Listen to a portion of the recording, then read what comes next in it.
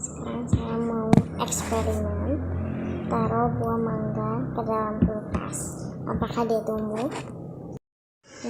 Ambil plastik ini, lalu masukkan buah mangga.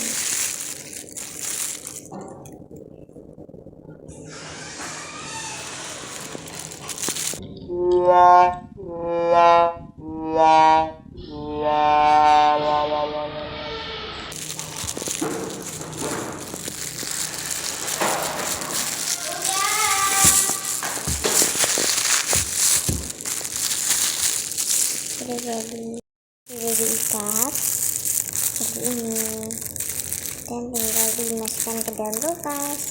Jadi kulkas, kita buka kulkas. Ini dia kulkas, ini kita masukkan ke bagian sini.